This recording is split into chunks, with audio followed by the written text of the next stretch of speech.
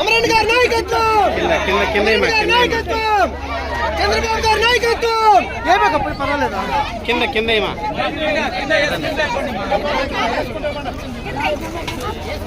ఇది వేరే ప్లాన్ కళ్యాణ్ గారి నాయకత్వం, పవన్ కళ్యాణ్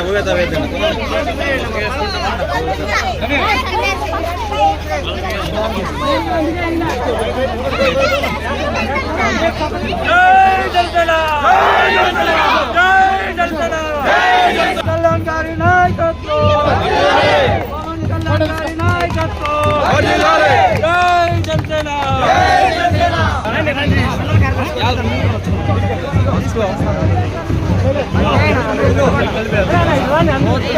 కార్యదర్శి కొట్టేద్దాం. జై జనసేన, జై జనసేన, జై జనసేన, పవన్ కళ్యాణ్ గారి నాయకత్వం, పవన్ కళ్యాణ్ గారి నాయకత్వం. జై జనసేన, జై జనసేన, జై జనసేన, జై జనసేన. అమరన్న గారి నాయకత్వం, అమరన్న గారి నాయకత్వం, అమరన్న గారి నాయకత్వం, అమరన్న గారి నాయకత్వం.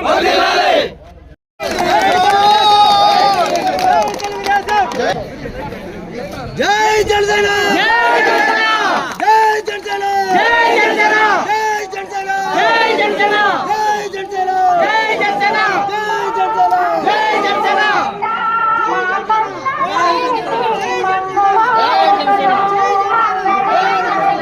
పవన్ కళ్యాణ్ గారి నాయకత్వం, పవన్ కళ్యాణ్ గారి నాయకత్వం, పవన్ కళ్యాణ్ గారి నాయకత్వం, అమరన్న గారి నాయకత్వం, అమరన్న గారి నాయకత్వం, అమరన్న గారి నాయకత్వం.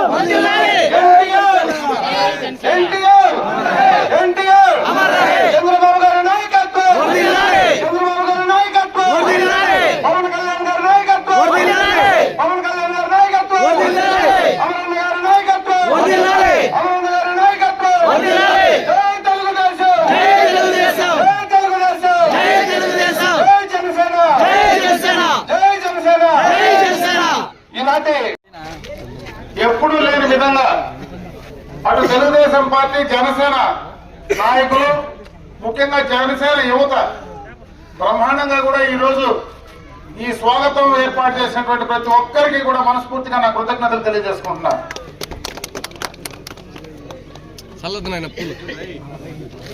4.5 సంవత్సరం జగన్ రెడ్డి పాలనలో ఈ రాష్ట్రంలో ఏమేం కార్యక్రమాలు చేశాం, గతంలో ఏం కార్యక్రమాలు ఈ ప్రాంతంలో ఈ గ్రామానికి జరిగినాయనేది ఈ సందర్భంగా ఒకసారి మనం మాట్లాడుకోవాల్సిన అవసరం ఉంది. ముఖ్యంగా చిన్నూరు గ్రామం 1983 నుంచి తెలుగుదేశం పార్టీ ఆవిర్భావం నుంచి తెలుగుదేశం పార్టీతో పయనించినటువంటి సందర్భం. ఎప్పుడూ కూడా ఈ గ్రామంలో తెలుగుదేశం పార్టీకి అత్యధిక మెజారిటీ ఇచ్చినటువంటి గ్రామం చిన్నూరు గ్రామం అని చెప్పి సందర్భంగా తెలియజేసుకుంటున్నా.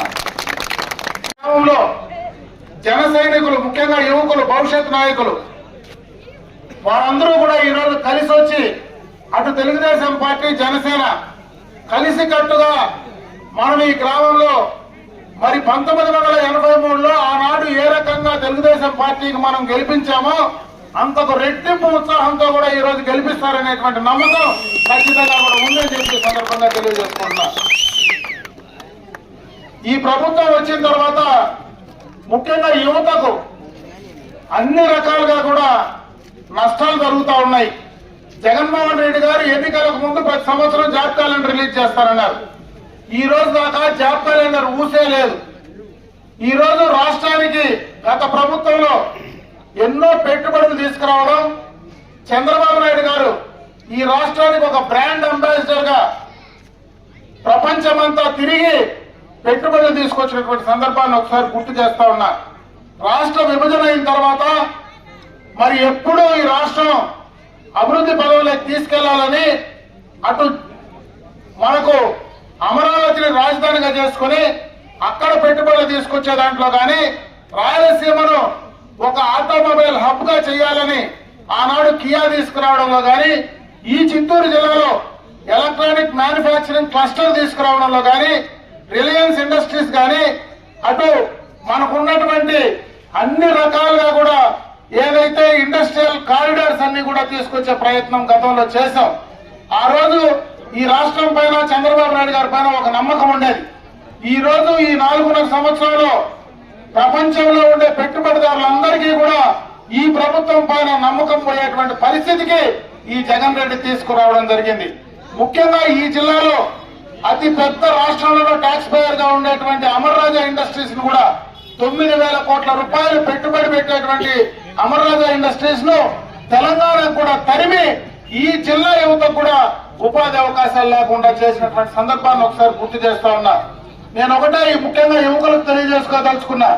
యువకులందరూ కూడా ఈ ప్రభుత్వాన్ని ఇంటికి సాగనంపకపోతే ఖచ్చితంగా మీ భవిష్యత్తు అంధకారం అయిపోయేటువంటి ప్రమాదం ఉంది.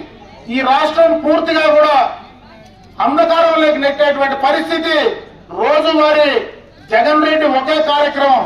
ఆయన ఏం చదువుకున్నాడో ఏమో దేవుడికి తెలుసు కానీ ఆయన విధానాలు మాత్రం ఒక చదువు లేని మూర్ఖుడే రకంగా చేస్తాడో ఆ రకమైనటువంటి విధానాలు ఉన్నాయి. ఈ రోజు మన కుటుంబంలో కూడా రోజు అప్పులు చేసి అప్పులు తిని బతికితే ఎన్ని రోజులు ఆ కుటుంబం బతుకుతుందనేటువంటి విషయాన్ని కూడా దృష్టిలో పెట్టుకోకుండా లక్షల కోట్ల రూపాయలు అప్పు తెచ్చి నేను బటన్ నొక్కి పంచుతానని చెప్పి ఈ రాష్ట్రంలో ఆదాయాన్ని సృష్టించేటువంటి ఏ ఒక్క కార్యక్రమం కూడా చేయకుండా ఈ రాష్ట్రానికి పూర్తిగా కూడా ఏ రకమైనటువంటి పెట్టుబడులు రాకుండా ఒక మూర్ఖపు ముఖ్యమంత్రిగా ఈ రోజు ఆయన తయారైతే రేపు భవిష్యత్ తరాలు ఏ రకంగా నష్టపోతాయో ముఖ్యంగా కూడా యువకులు ఆలోచించుకోవాల్సినటువంటి పరిస్థితి ఉందని చెప్పి సందర్భంగా తెలియజేసుకో. దాదాపు 60 సంవత్సరాలు దాటినంత వాళ్ళు మేము ఇంకో 10 సంవత్సరాలు 5 సంవత్సరాలు చేయగలం. రేపు భవిష్యత్తు మీదే. మీ భవిష్యత్తుకు ఇటువంటి ప్రభుత్వాలు ఉంటే ఖచ్చితంగా కూడా ఈ రాష్ట్రంలో మీరు మనుగడ సాగించేటువంటి పరిస్థితి లేదు. కాబట్టి ఖచ్చితంగా ఈ రోజు మీరు ముందు నిలబడి పోరాడవలసినటువంటి బాధ్యత ఖచ్చితంగా యువత తీసుకోవాలా. అది ముఖ్యంగా జనసేనకు సంబంధించినటువంటి యువకులు ఈరోజు పవన్ కళ్యాణ్ గారు పదే పదే చెప్తారు. ఈ రోజు నేను ఎందుకు తెలుగుదేశం పార్టీతో కలవాల్సి వచ్చిందంటే ఈ రాష్ట్ర భవిష్యత్తు కోసం, ముఖ్యంగా యువకుల భవిష్యత్తు కోసం వాళ్లకు ఉన్నటువంటి అవకాశాలు నాశనమైపోతా ఉన్నాయి. వాళ్ళ కోసం ఈ రోజు నేను తెలుగుదేశం పార్టీతో కలిసి పోరాడి ఈ రాష్ట్రంలో ప్రతిపక్ష ఓటు ఒక్కటి కూడా చీరలేకుండా చేస్తానని చెప్పినటువంటి వ్యక్తి పవన్ కళ్యాణ్ గారు. ఆయనే ఊరికనే నాకేదో పదవి వస్తుందనో పదవి గురించి ఆలోచించి ఆ మాటలు చెప్పలా. ఆయన ఒక మంచి ఉద్దేశంతో నిజాయితీ కలిగినటువంటి నాయకుడిగా ఆ మాటలు చెప్పినటువంటి సందర్భాన్ని ఒకసారి గుర్తు చేస్తా ఉన్నా. అందుకే మీరందరూ కూడా అటు యువకులందరూ కూడా కలిసికట్టుగా ముందుకొచ్చి పోరాడాల్సినటువంటి సమయం ఇది. ఈ రోజు అనుభవం ఉండేటువంటి నాయకుడు, అనుభవం ఉండేటువంటి నాయకత్వం మొత్తం కూడా తెలుగుదేశం పార్టీలో ఉంది. యువకులు ఉడుకు రక్తం మొత్తం కూడా జనసేన పార్టీలో ఉంది. ఇవి రెండు కలిసి పోరాడితే జగన్ రెడ్డి పర్మనెంట్ గా రాజకీయంగా భూస్థాపన చేసేటువంటి పరిస్థితి ఖచ్చితంగా ఉంటుందని చెప్పి ఈ సందర్భంగా కూడా నేను తెలియజేసుకుంటున్నాను. ఈ రోజు చిన్నూరు గ్రామానికి మనం పలమనేరు నుంచి కూడా ఎక్స్టర్నల్ ఎయిడెడ్ ప్రాజెక్ట్ కింద ఎప్పటి నుంచినో ఈ కట్ట మీద మేము వచ్చేటప్పుడు ఎప్పుడు కూడా బండి గుంతల్లో పడి కింద మీద పడి వచ్చేవాళ్ళం. ఎన్నో సంవత్సరాలుగా మాకు ఈ రోడ్డు వేస్తావా లేదా, ఈసారి రోడ్డు వేస్తేనే ఊర్లేకరా అని ఇదే గుడి ముందు చెప్పినటువంటి సందర్భాలు కూడా ఉన్నాయి. ఈ రోజు ఎక్స్టర్నల్ ఎయిడెడ్ ప్రాజెక్ట్ కింద ముఖ్యంగా ఈ గంగవరం పంచాయతీలో ఏవైతే రోడ్డు లేని గ్రామాలు ఉన్నాయో అన్ని గ్రామాలకు ఎక్స్టర్నల్ ఎయిడెడ్ ప్రాజెక్ట్ కింద దాదాపు 8.5 కోట్ల రూపాయలు అన్నిటికీ కూడా రోడ్లు శాంక్షన్ చేశాం. దాంట్లో కొన్ని రోడ్లే ఈ రోజు ఏదైతే చిన్నూరు కావచ్చు, అదే విధంగా నడింపల్లి కావచ్చు, రెంటకుంట్ల కావచ్చు, ఇవన్నీ కూడా కొన్ని అన్ని గ్రామాలు పూర్తి చేశాం. కొన్ని మారేడుపల్లిది ఇంకా పెండింగ్ ఉంది. అదే విధంగా ఉయ్యాలమెట్టది కూడా పెండింగ్ ఉంది. దాంట్లో పెండింగ్ 2 గ్రామాలే మిగిలిపోయి మిగతావన్నీ కూడా కంప్లీట్ చేశాం. అవి కూడా టెండర్లు ఫోర్స్ లో ఉన్నాయి. ఖచ్చితంగా రేపు మళ్ళా ప్రభుత్వం అధికారంలోకి వచ్చిన తర్వాత ఆ గ్రామాలకు కూడా పూర్తి చేస్తే ఈ గ్రామ పంచాయతీలో ఏ గ్రామం కూడా రోడ్డు కనెక్టివిటీ లేని గ్రామం ఉండదని చెప్పి ఈ సందర్భంగా కూడా మీ అందరికీ కూడా తెలియజేసుకుంటున్నాను.